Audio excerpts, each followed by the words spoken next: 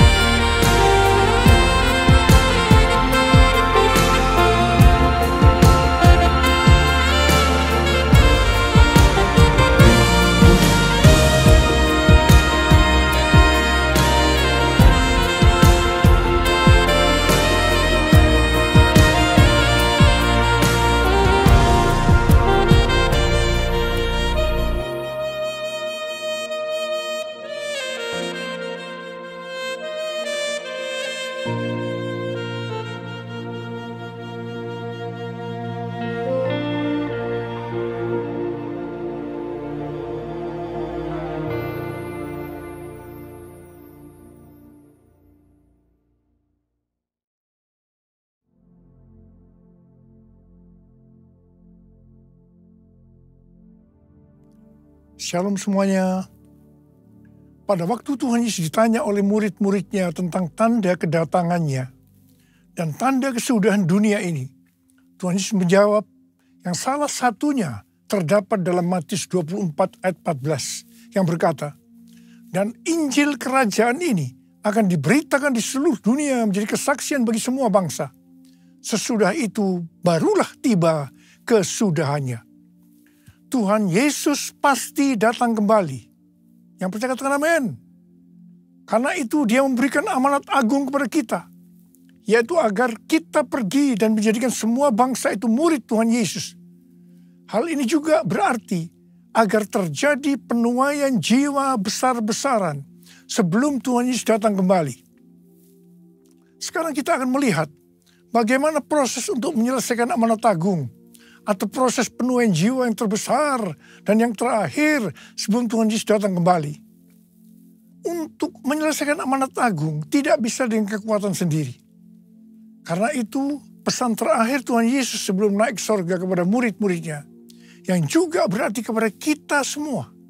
Dalam Kisah Para Rasul 1 ayat 8. "Tetapi kamu akan menerima kuasa kalau Roh Kudus turun ke atas kamu. Dan kamu akan menjadi saksiku di Yerusalem dan di seluruh Yudea dan Samaria dan sampai ke ujung bumi." Jadi untuk menyelesaikan amanat agung, kita harus menerima kuasa dari Roh Kudus yang turun ke atas kita. Setelah itu dengan disaksikan para murid-muridnya, Tuhan Yesus naik ke sorga.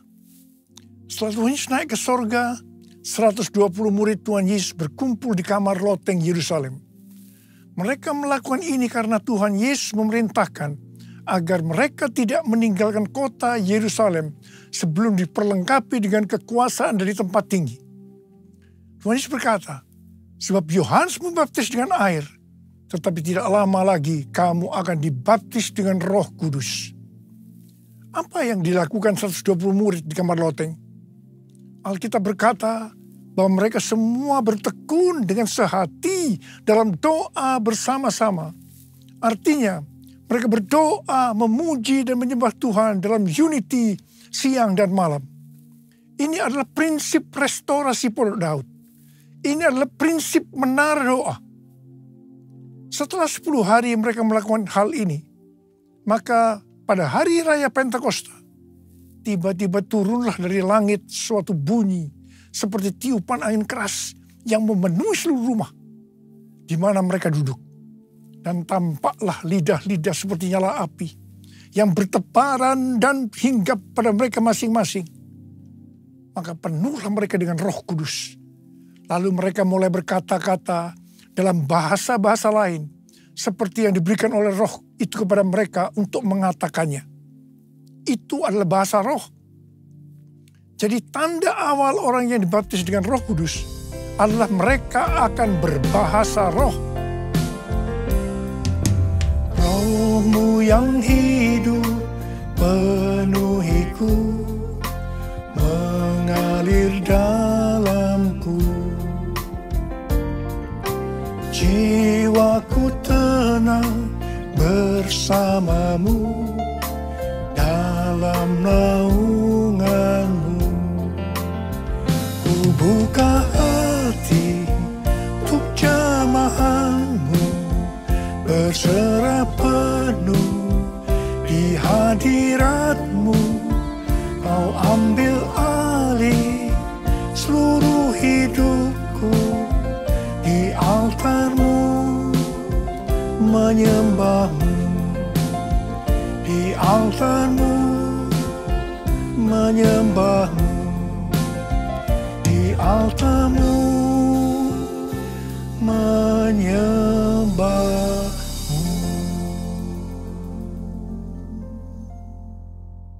Apa yang terjadi setelah murid-murid Tuhan Yesus dipenuhi dengan Roh Kudus? Hal yang pertama, Petrus berkhotbah sekitar 5 menit. Dan kira-kira 3.000 orang bertobat dan dibaptis. Wow.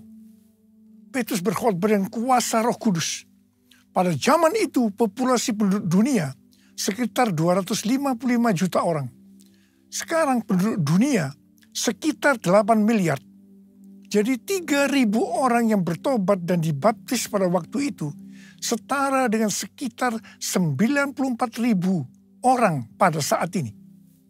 Saya percaya hal ini juga bisa terjadi pada saat ini. Hal yang kedua, setelah murid-murid Tuhan Yesus dipenuhi dengan Roh Kudus, mereka dipakai untuk menyatakan tanda-tanda dan mujizat sehingga banyak orang yang bertobat.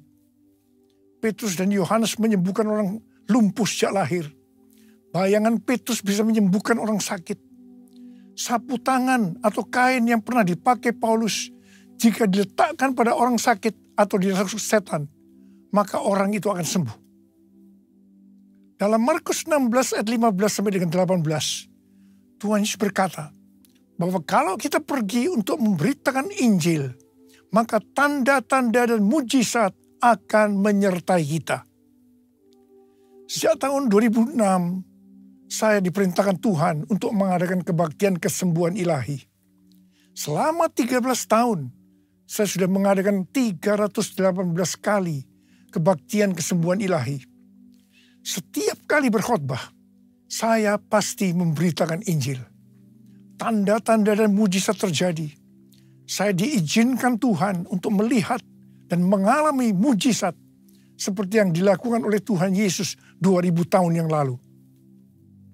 Hal yang ketiga, setelah murid-murid Tuhan Yesus dipenuhi dengan Roh Kudus, maka cara hidup mereka berubah sehingga banyak orang yang bertobat. Yang pertama, mereka bertekun dalam pengajaran rasul-rasul dan dalam persekutuan. Bagi kita, ini juga bisa diartikan mereka suka membaca Alkitab. Mazmur 119 ayat 105 berkata, "Firman-Mu itu pelita bagi kakiku dan terang bagi jalanku." Kalau kita suka membaca Alkitab, itu akan menuntun jalan hidup kita. Hidup benar sesuai dengan firman Tuhan. Kita akan menjadi orang yang berintegritas. Dan itu akan membuat orang lain bertobat. Yang kedua, perubahan cara hidup yang membuat banyak orang bertobat adalah mereka selalu berkumpul, memecahkan roti dan berdoa. Ini bisa diartikan mereka hidup dalam unity dan suka berdoa. Hari-hari ini saya melihat melalui menara doa bahwa ada doa, pujian, dan penyembahan dalam unity siang dan malam. Saya percaya kalau Tuhan sudah berikan kepada kita beban untuk berdoa seperti ini, maka ini merupakan tanda bahwa Pentakosta ketiga yang dahsyat akan turun. Dan akan terjadi penuaian jiwa yang terbesar dan yang terakhir sebelum Tuhan Yesus datang kembali. Yang ketiga, perubahan cara hidup jemaat yang membuat banyak orang bertobat, yaitu karena mereka suka memberi, sehingga tidak ada yang berkekurangan. Hari-hari ini Tuhan Yesus menghendaki agar kita suka memberi. Alkitab berkata, adalah lebih berbahagia memberi daripada menerima. Lukas 6 ayat 38 berkata, "Berilah, dan kamu akan diberi. Suatu takaran yang baik, yang dipadatkan, yang dikoncang, dan yang tumpah keluar akan dicurahkan ke dalam pangkuanmu. Sebab ukuran yang kamu pakai untuk mengukur akan diukurkan kepadamu." Yang keempat, perubahan cara hidup jemaat yang membuat banyak orang bertobat, yaitu mereka selalu bergembira dan dengan tulus hati sambil memuji Allah. Hidup dengan tulus hati artinya hidup sebagai orang yang berintegritas. Jadi perubahan-perubahan yang terjadi dalam cara hidup jemaat yang membuat banyak orang bertobat adalah, yang pertama, mereka suka membaca Alkitab. Yang kedua, mereka suka berdoa. Yang ketiga, mereka hidup dalam unity. Mereka suka memberi. Mereka suka memuji Allah dan bergembira, tulus hati atau hidup berintegritas. Dikatakan bahwa mereka disukai semua orang dan tiap-tiap hari jumlah orang yang diselamatkan bertambah. Haleluya! Curahkanlah kuasa-Mu Tuhan, mujizat terjadi di tempat ini. Curahkanlah kuasa-Mu Tuhan, mujizat terjadi sekarang ini. Mujizat terjadi sekarang ini. Mujizat terjadi sekarang ini. Saya percaya mereka menganggap bahwa pola penuaian jiwa hanya seperti itu. Mereka sebagai orang-orang yang percaya hidup dalam zona nyaman. Mereka biasa berkumpul dalam unity sambil membaca Alkitab, berdoa dan memuji Tuhan dengan sukacita. Tidak ada yang berkekurangan.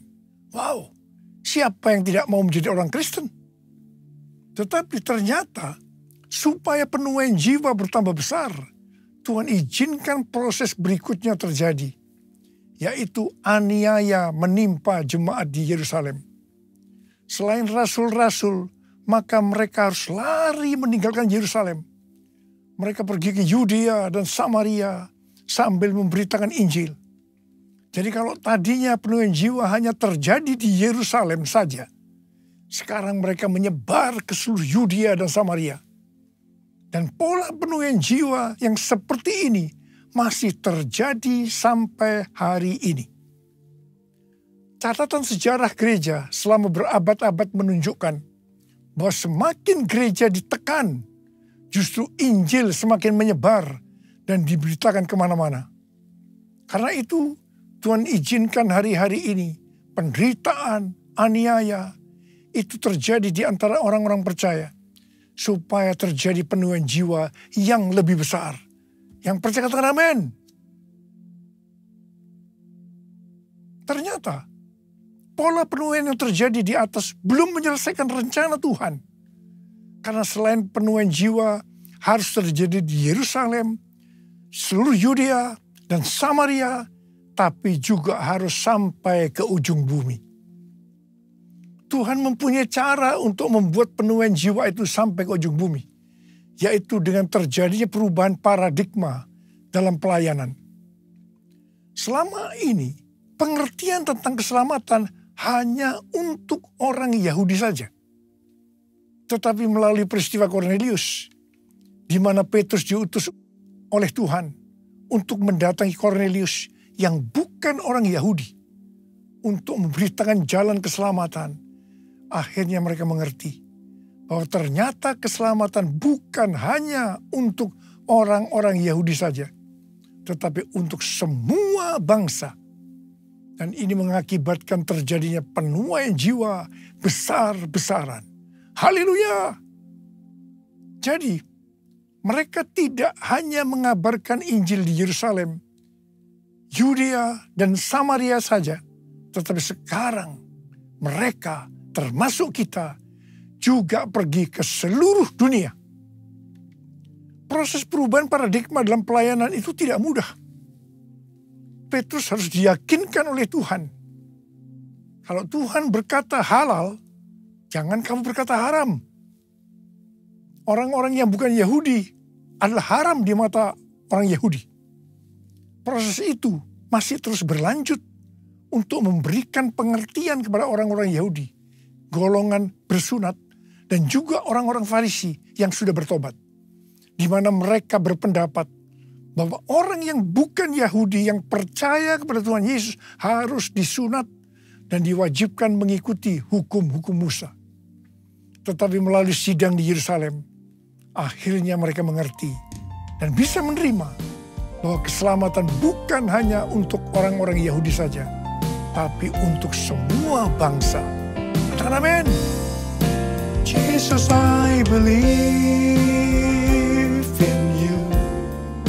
Jesus, I belong to you. You're the reason that I live, the reason that I sing. Jesus, I believe in you. Jesus, I belong to you. You're the reason that I live, the reason that I sing with all I am. Di awal pelayanan saya termasuk salah seorang yang dipakai oleh Tuhan untuk melakukan paradigma yang baru dalam pelayanan untuk menyelesaikan amanat agung.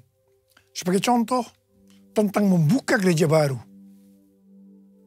Yang kedua, cara ibadah dengan doa, pujian, dan penyembahan, termasuk menggunakan bahasa roh untuk memuji dan menyembah Tuhan. Yang ketiga, tempat ibadah yang dilakukan bukan di gedung gereja. Dan yang keempat juga mengenai Pentakosta ketiga. Semua itu selalu diawali dengan pro dan kontra. Sama dengan yang terjadi pada waktu zaman kisah para rasul tadi. Pada tahun 2009, Tuhan berbicara kepada saya bahwa Tuhan akan mencurahkan Roh Kudus sehingga terjadi pencurahan Roh Kudus yang dahsyat. Pada saat Roh Kudus dicurahkan, akan terjadi peristiwa seperti yang terdapat dalam Yoel 2 ayat 28 sampai dengan 32. Di sini disebutkan bahwa pada saat Roh Kudus dicurahkan akan ada 3 tanda yang terjadi. Tanda pertama sesuai dengan Yoel 2 ayat 28 dan 29. Bahwa anak-anak, pemuda, dan orang tua akan dipakai oleh Tuhan secara luar biasa. Amin. Tanda yang kedua sesuai dengan Yoel 2 ayat 30. Maka akan terjadi mujizat yang luar biasa. Tanda ketiga sesuai dengan Yoel 2 ayat 31. Maka akan terjadi goncangan-goncangan yang dahsyat. Dengan adanya 3 tanda ini, maka Yoel 2 ayat 32 akan digenapi. Akan banyak orang yang berseru kepada nama Tuhan. Dan mereka yang berseru kepada nama Tuhan akan diselamatkan. Ini berarti akan terjadi penuaian jiwa yang besar. Sejak tahun 2009, hampir di setiap khotbah, saya selalu mengingatkan tentang guncangan-guncangan ini. Dan ini terjadi hampir sekitar 10 tahun. Siapa mengira bahwa yang disebut dengan guncangan ini adalah pandemi COVID-19. Di mana di Indonesia dimulai pada tanggal 2 Maret 2020. Kita melihat selama ini bahwa dengan adanya pandemi COVID-19 ini, telah terjadi perubahan paradigma dalam pelayanan. Pelayanan secara online terbukti merupakan alat untuk mempercepat penyelesaian amanat agung.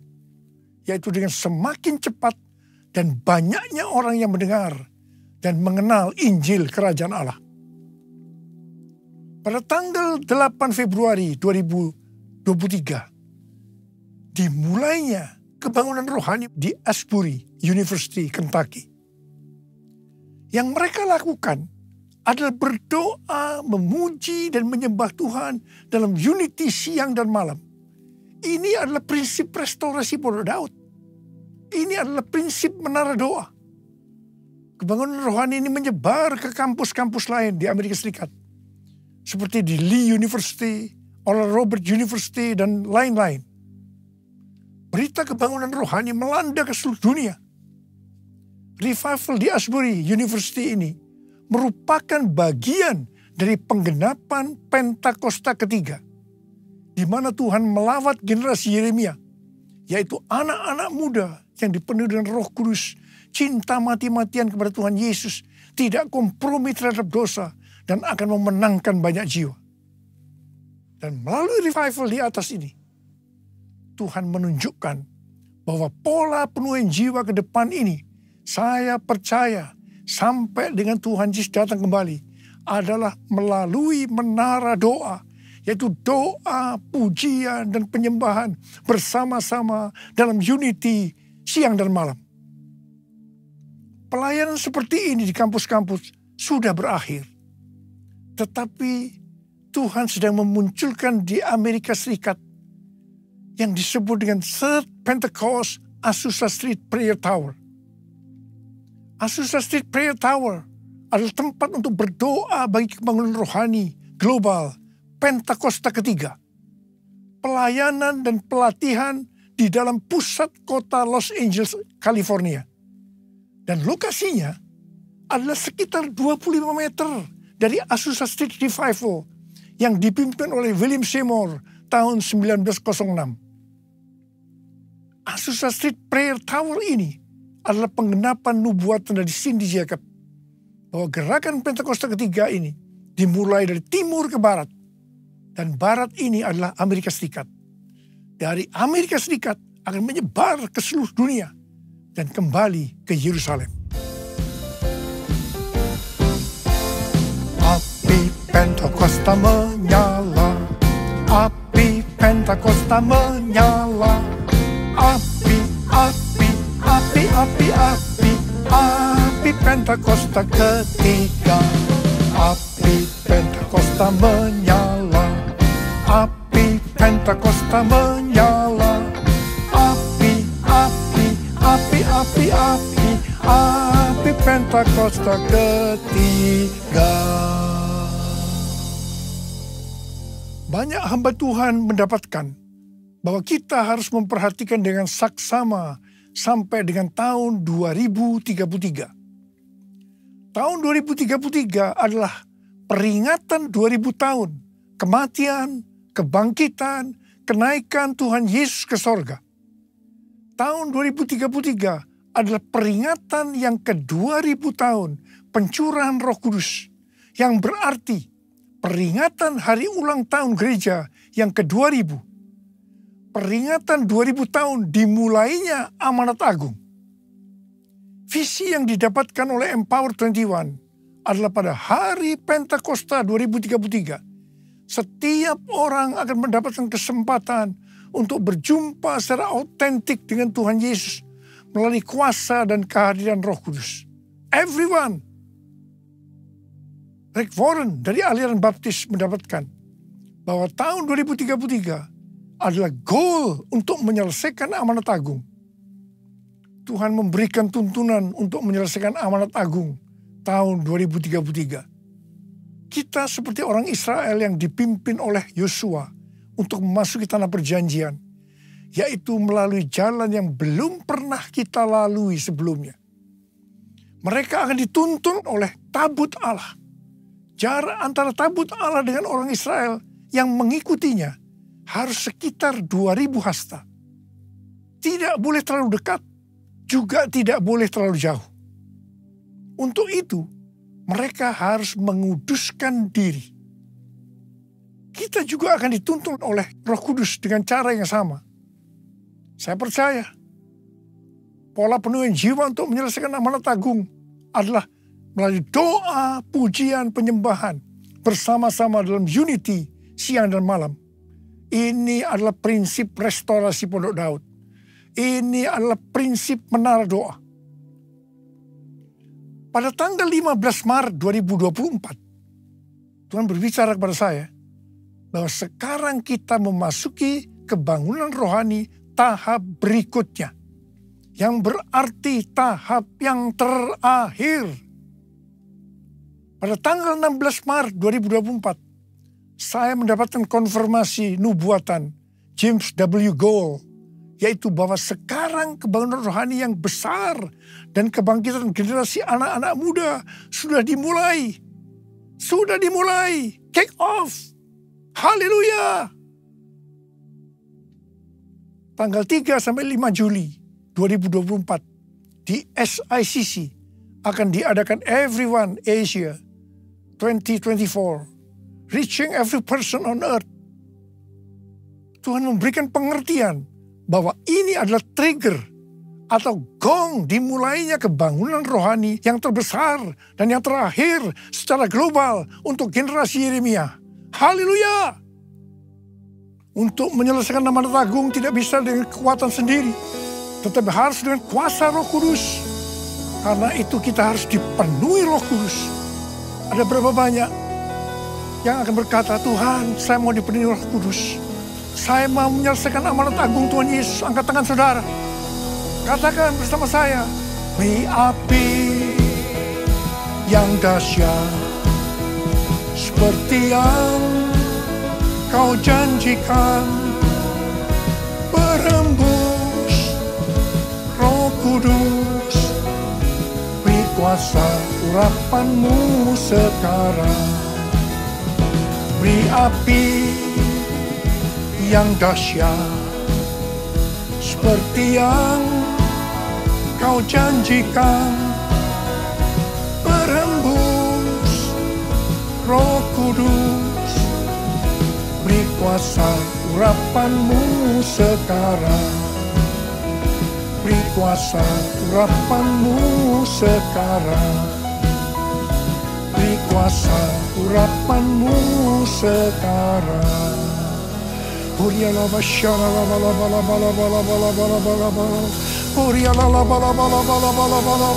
Curahkan pengurapan-Mu ya Tuhan. Api yang dahsyat turun dalam nama Yesus, dalam nama Yesus. Memberikan kuasa, berikan kuasa, kuasa untuk menyelesaikan amanat agung Tuhan Yesus. Terima kasih Tuhan, terima kasih, terima kasih Tuhan, terima kasih. Dalam nama Yesus. Amin. Mari kita akan masuk dalam perjamuan kudus. Kita akan mengingat ayat ini. Sebab setiap kali kamu makan roti ini dan minum cawan ini, kamu memberitakan kematian Tuhan sampai Ia datang. Perjamuan kudus adalah perjamuan Tuhan Yesus sendiri. Setiap kali kita masuk dalam perjamuan kudus, Tuhan Yesus berkata, biarlah ini menjadi peringatan akan daku. Karena itu mari arahkan hati kita kepada kebaikan Tuhan. Supaya kita lebih mengasihi Tuhan Yesus. Kita lebih mengasihi satu dengan yang lain. Bapa, siapa kami sebelum kami mengenal Engkau? Kami semua orang berdosa. Upah dosa adalah maut, mati. Tapi Engkau yang tidak berdosa telah dijadikan dosa oleh karena kami. Engkau harus turun dari sorga mulia. Mati ganti kami dengan penderitaan yang luar biasa. Sungguh kalau kami pikirkan betapa baiknya Engkau ya Abah. Kau jadikan kami sebagai anak-anak-Mu. Kau tuntun, kau bela, kau lindungi, kau tegur juga kalau kami salah. Kau hajar juga. Itu Engkau ya Abah. Itu Engkau ya Abah. Tuhan akan memberkati kita melalui perjamuan kudus. Tapi Tuhan mau kita makan dan minum dengan cara yang benar. Karena itu masing-masing sekarang berdoa. Introspeksi. Lihat keadaan dirimu masing-masing. Jangan menyimpan dosa. Kalau ada dosa yang Tuhan ingatkan, langsung minta ampun. Ampuni saya Tuhan. Ampuni saya Tuhan. Katakan, ampuni saya Tuhan, ampuni kami semua. Layakkan kami untuk masuk dalam perjamuan kudus. Kami akan masuk dalam perjamuan kudus dengan hati yang penuh ucapan syukur. Dalam nama Yesus kami berdoa. Amin. Mari. Angkat roti di tangan kanan kita tinggi-tinggi. Sebab apa yang telah kuteruskan kepadamu, telah aku terima dari Tuhan. Yaitu bahwa Tuhan Yesus pada malam waktu Ia diserahkan mengambil roti. Dan sesudah itu Ia mengucap syukur atasnya. Dia memecah-mecahkannya dan berkata, inilah tubuhku yang diserahkan bagi kamu. Perbuatlah ini menjadi peringatan akan aku. Tuhan dikasih Tuhan, bukankah roti yang kita pecah-pecahkan ini adalah persekutuan kita dengan tubuh Kristus? Mari kita makan dalam nama Yesus.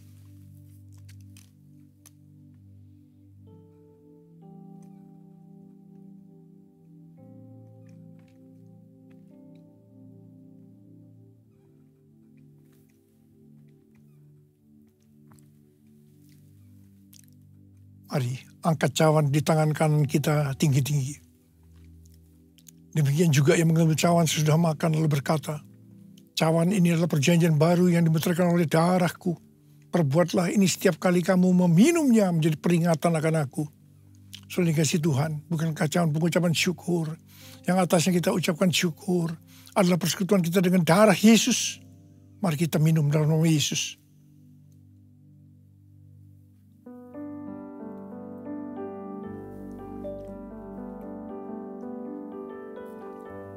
Mari angkat tangan kita di hadapan Tuhan, ucapkan syukur. Dan terima kasih dengan suara. Tuhan, terima kasih ya Tuhan. Terima kasih, terima kasih. Terima kasih ya Abah, terima kasih. Urala basyara bala bala bala. Oh riala bala bala bala bala. Oh rala bala bala. Ada berapa banyak di antara saudara yang membutuhkan kesembuhan? Angkat tanganmu. Kau melihat anak-anakmu sedang mengangkat tangan mereka, Tuhan. Saat ini Engkau sedang menyembuhkan yang sakit. Kau sedang membebaskan yang terikat. Engkau menghibur yang susah. Engkau menguatkan yang lemah. Engkau memberikan pengharapan-pengharapan yang baru bagi yang datang dengan keadaan putus pengharapan. Terima kasih. Sembuh dalam nama Yesus. Sembuh dalam nama Yesus. Sembuh dalam nama Yesus. Sembuh dalam nama Yesus. Terima kasih Tuhan. Terima kasih Yesusku. Terima kasih Yesusku. Puji syukur hanya bagi Tuhanku. Terima kasih Yesusku. Terima kasih Yesusku. Puji syukur hanya bagi Tuhanku. Terima kasih Yesusku. Terima kasih Yesusku. Puji syukur hanya bagi Tuhanku. Terima kasih Yesusku. Terima kasih Yesusku. Puji syukur hanya bagi Tuhanku. Puji syukur hanya bagi Tuhanku. Puji syukur hanya bagi Tuhanku.